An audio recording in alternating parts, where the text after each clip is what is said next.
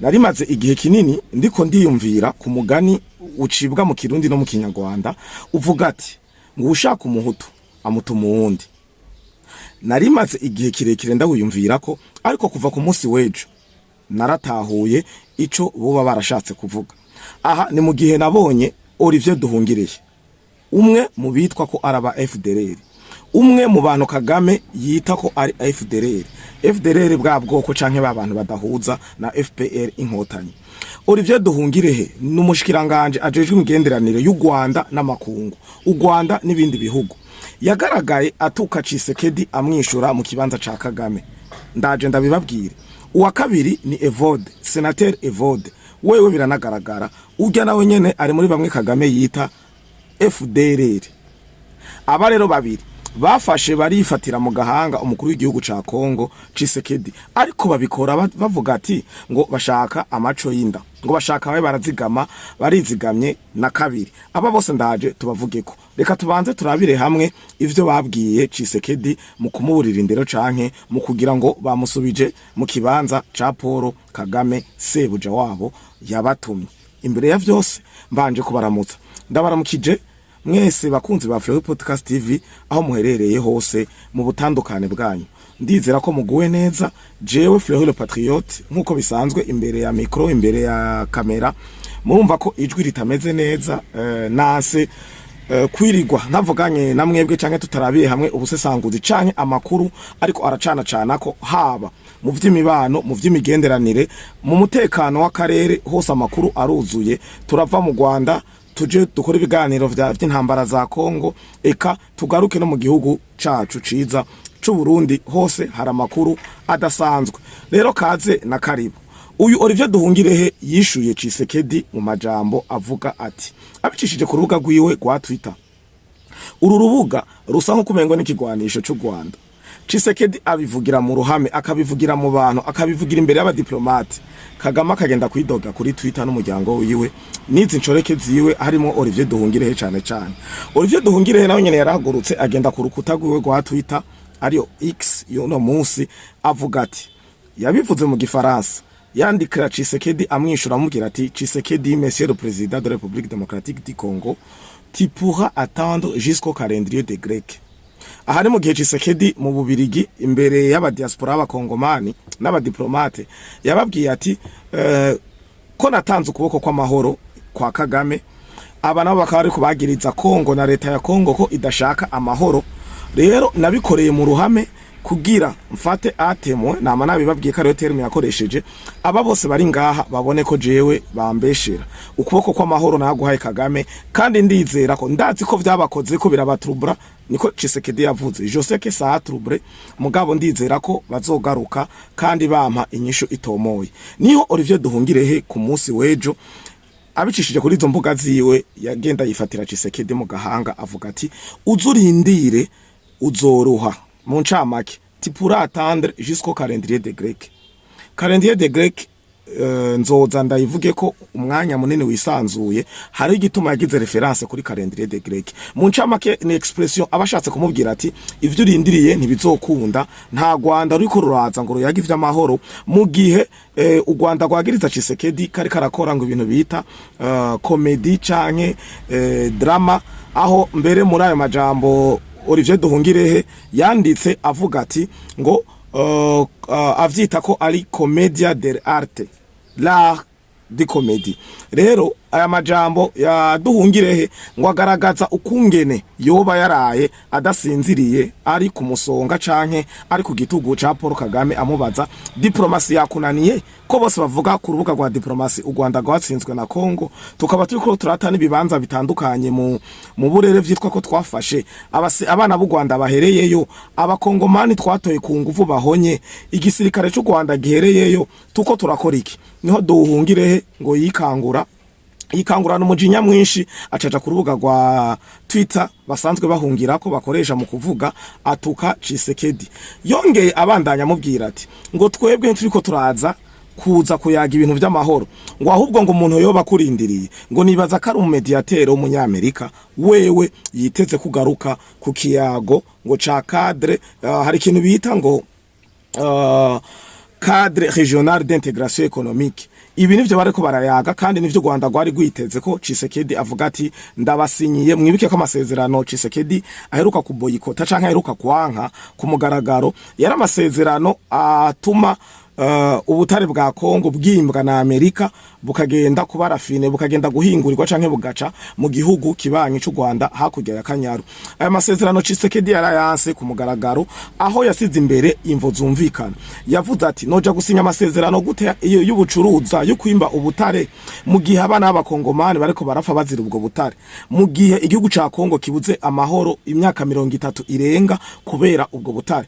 Ni mubanze musokoke kuri igisirikare ca RDF, kura izimbwebwe za sarambwe za M23 ku butaka bwa Kongo, hanyuma tugwanirize hamwe umutwe wa FDLR n'imbuhari, hanyuma n'iyindi migwi yose yigira ngo nabaroberi Kongo ironka amahoro, amamuze dusinye deal yo kudandaza canke gucukura ubutare. Ibi bintu vyarababaje u Rwanda kubera vyaragaragaye Ivona Makoro, Olivier Duhungirehe n'umushikiranganje w'ubutunzi mu Rwanda bavuga ati aha iyi ntambara igahagarara mukihenda mukabikora mumenye ko ubutunzi bw'u Rwanda buhagaze kuri Kongo. Aya rero niyo majambo Duhungirehe yamwishuye, yongera kamubwira ati nguyundi muntu nibaza ko yeba kwizeye ngo uri mu mediatere w'Idoha. Umva ivyo yavuze ku mediatere wa Amerika nivyo yongeye avuga ku mediatere w'Idoha, ngo abantu bakurindiriye ngo ugaruke ku kijanye ngo n'amasezerano wase gusinya ngo ya cadre régional d'intégration économique mu Kinyarwanda mu Congereza ni REIF.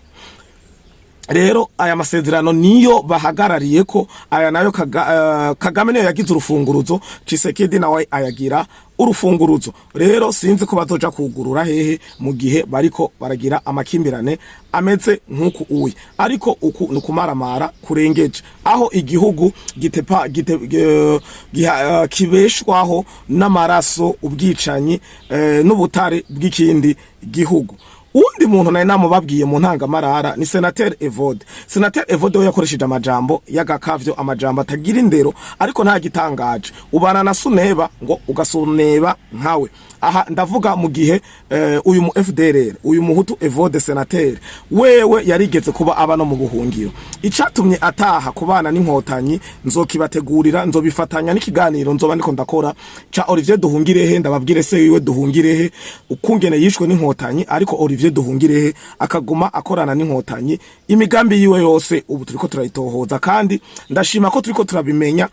Mu mugambi wabafukure tuzobafukura hahandi n'abanyarwanda canke n'inkotanyi bwazo zimenye Evode na Olivier Duhungirehe Patrick bako bakora iki mu nkotanyi.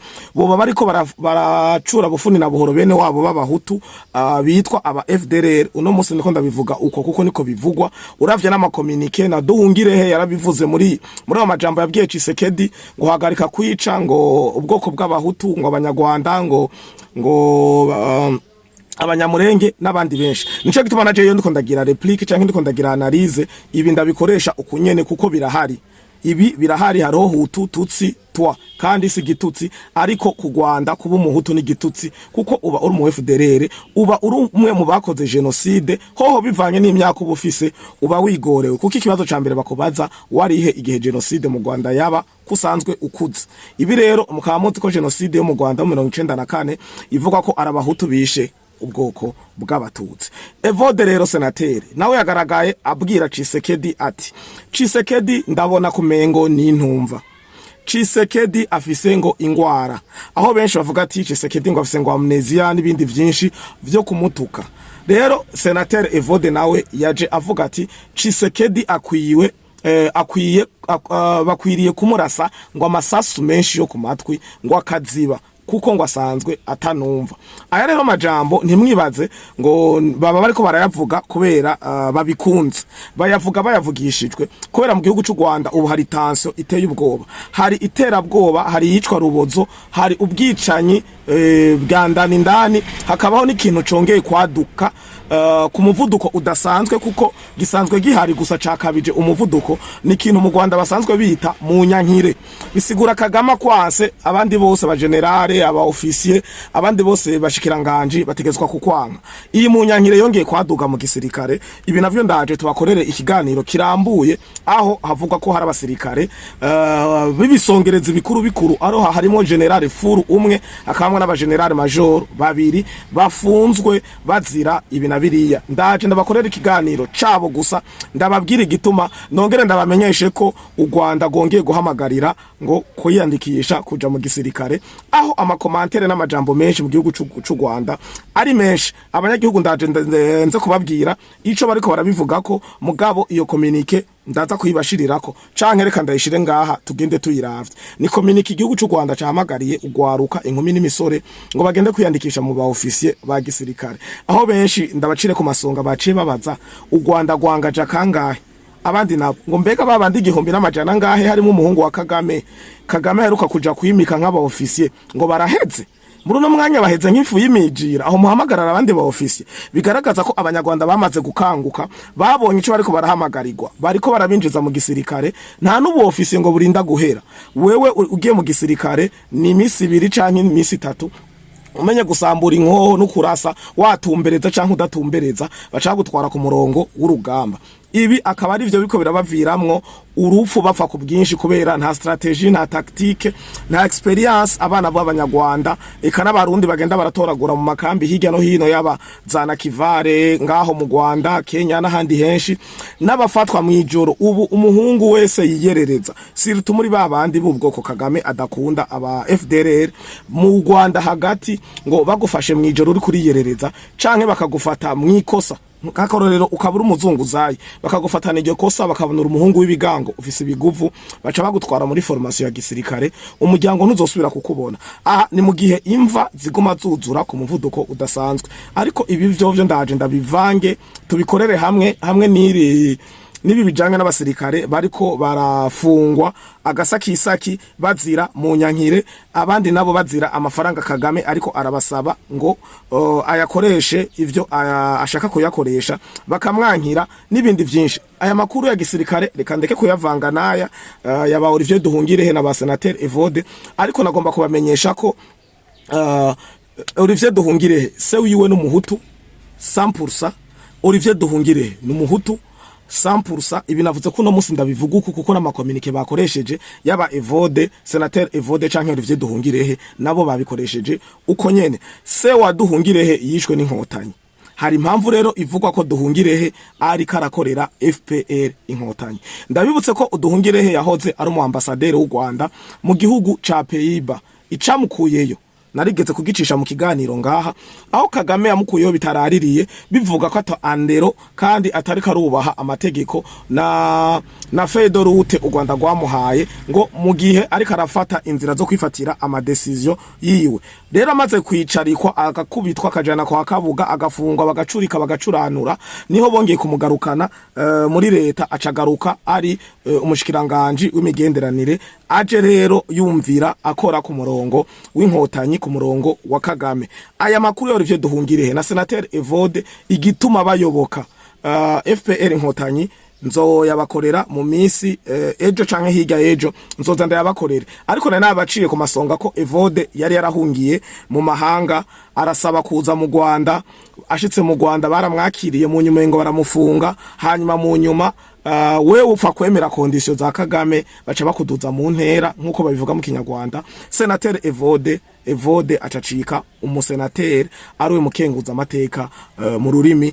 rw'ikirundi aya rero niyo makuru yo ku rubuga rwa diplomasi aho igihugu c'u Rwanda gishira imbere ibitutsi aho rero niho benshi bakunda kubaza no makomantere narabonye ngo niko bari kinkotanyi zishira imbere ibitutsi bamwe bagiye baravuga ati ngo nuko bakuze arabaragizi bakuze nta muntu yakuri inyuma y'inka mugabo barambabarira abarundi n'abanyarwanda batunze inka sukuvuga ati ngo umuntu wese atunze inka ngo aratukana ariko kera twese twakuze twumva ngo utukana nk'umuragizi utukana nk'umwungere ibi rero ni bidasanzwe ni ibintu bidatangaje kubera uravye Kagame amajambo avuga ari mw'ibitutsi sinumva rero ko umukuru w'igihugu atukanye leta yiwe yose itokwandura uwo mugera kuko bavuga ati umwera uva ibukuru ugakwira hose ndabakengurukire rero bakunzi ba Fleury Podcast TV mwe mwabanye nanje kandi mukomeze kwihanganira rino jwi nivyarangira umusoso urangiye nkora ibiganiro mvuguku munyihanganire ariko ndizira kamajwi abashikira neza ndabakengurukiye rero mwe mwagite sabone canke subscribe namwe bwe mufatira ibiganiro hagati canke mwabironse mu nzira ya link nimugende mugize sabone na subscribe kugira tubandanye twagura umuryango wa Fleury Podcast TV. Ndabakengurukira cyane rero muri abantu bazima, kandi nama nababwiye ko ata Fleury Podcast TV atamwebwe mwarahezagiwe. Ciao ciao.